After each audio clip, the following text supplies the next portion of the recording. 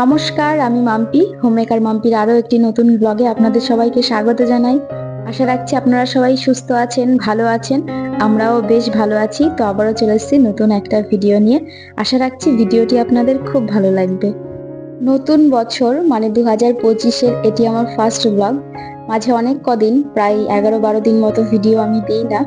তো আশা রাখছি আপনারা সবাই আমাকে ভুলে যাননি। যাই হোক, নতুন বছর যেন আপনাদের খুব ভালো কাটে, খুব ভালো থাকবেন, সুস্থ থাকবেন আর সবসময় হাসি খুশি ভাবে জীবন কাটাবেন, এটাই ঠাকুরের কাছে প্রার্থনা করি। Good afternoon. তো এখন বেলা 12:30 কি 1:45 মতো বাজে। উঠেছিলাম অনেক সকালে, উঠে অনেক জামা কাপড় ছিল, কাচার দরকার ছিল। আসলে কি বলুন তো, শীতের দিনটা না বড্ড অসুবিধা হয়, মানে সকালে ঘুম থেকে উঠেই হট করে কাজে হাত দেওয়া যায় না, যেহেতু প্রচন্ড ঠান্ডা থাকে। আর এদিকে একটু বেলা গড়িয়ে গেলে দেখতে দেখতে আবার সেই সন্ধ্যাও লেগে যায়, বিকেলও হয়ে যায়। তো সেই জন্য আজকে ভেবেছি যতই শীত লাগুক, যত যাই হোক না কেন, আগে কাজগুলো সেরে নেব। সকালে ঘুম থেকে উঠে যত আশিবাসি কাজ ছিল সেগুলো সেরে সব জামা কাপড়গুলো কেচে ছাদে ছড়িয়ে গিয়েছিলাম স্নান করতে। তবে তার আগে কিন্তু সকালে ব্রেকফাস্টও করে আমি আর বিজয় খেয়েছিলাম। বাবু বাড়িতে নেই, কারণ বাবু গিয়েছে ওর মামার বাড়িতে। আমার বাপের বাড়ির ওখানে কদিন ধরে খুব ফাংশন হচ্ছে, অনেক সেলিব্রিটিরা এসেছে, তো প্রোগ্রাম মতো হচ্ছে। যত সম্ভব ওটাকে পৌষ পার্বণ এই টাইপেরই কিছু একটা হবে হয়তো, আই এম নট শিওর।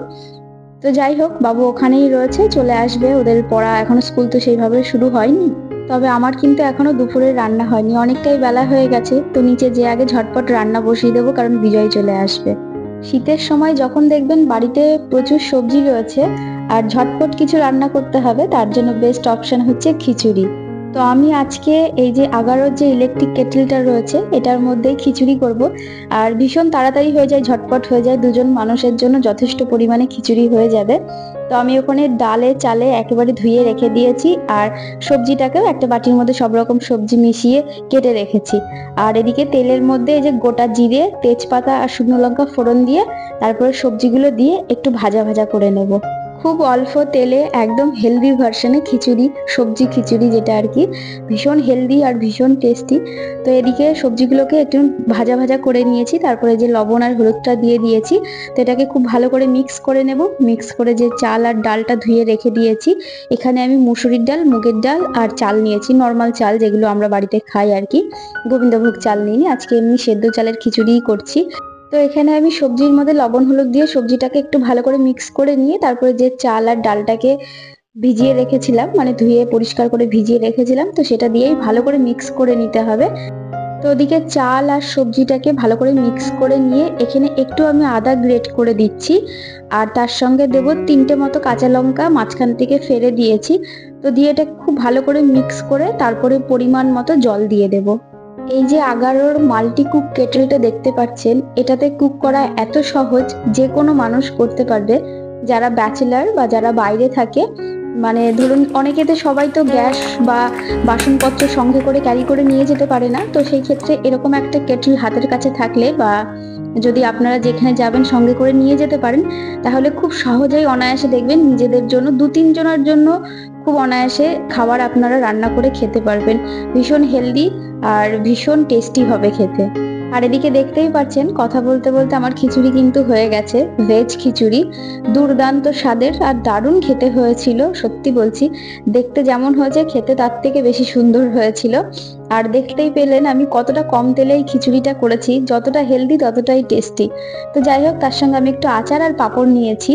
এত সুন্দর একটি, এত ইউজফুল একটি প্রোডাক্ট, যেটা থাকলে পরে আপনার হোটেলের খাবার খেতে হবে না, আপনি বাড়িতেই খুব অনায়াসে রান্না করে খেতে পারবেন। তো আপনারা যদি এটা কিনতে চান, আমার ডিসক্রিপশনে লিংক দেওয়া থাকবে। তো ওদিকে আমার খিচুড়ি করা হয়ে গেছে, আর বড়মশাইকে খেতেও দিয়ে চলে এসেছি ঘরের কাজগুলো করতে। তো সকালবেলায় আমি যখন বিছানার চাদর কেচে দিয়েছিলাম, তখন ইচ্ছা করে পাতিনি, যে একেবারে স্নান টান করে এসে তারপরেই নাই চাদরটা পেতে নেওয়া যাবে। তো এই যে ওইদিকে ওকে খেতে দিয়ে এসেছি, তবে আমি এখনো খাইনি, আমি পরে খেতে বসবো। আগে ঘরের কাজগুলো একটু গুছিয়ে নিই, মানে বিছানার চাদরটা পেতে নিই, কারণ ও খেয়ে এসেই আবার শুবে। তো সেই জন্য আগে চাদরটা পেতে দিয়ে তারপরে আমি খেতে বসবো। আর এদিকে ঘরের পাপোশগুলোও কেচে দিয়েছিলাম। আমি একটা কাঁচা পাপোশ নিয়ে এসে পেতে দিলাম। আমার এটা অভ্যাস যে আমি ঘরের যেদিন বিছানার চাদর চেঞ্জ করব সেদিন পাপোশটাকেও চেঞ্জ করব। কারণ যদিও আমাদের ঘরে খুব একটা নোংরা হয় না, তবুও আমার কোথাও যেন মনে হয় যে বিছানার চাদর যদি আমরা 7 দিন পর পর কাচতে পারি, তবে 7 দিন পর পর পাপোশটা কেন নয়? কারণ পাপোশে আমার মনে হয় বিছানার চাদরের থেকেও বেশি নোংরা থাকে।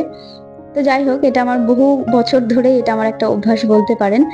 তো যাই হোক, আমি ওদিকে বিছানা চাদরটাকেও পেতে নিয়েছি। এবার এই যে পিলো কভার গুলো পরিয়ে নেব।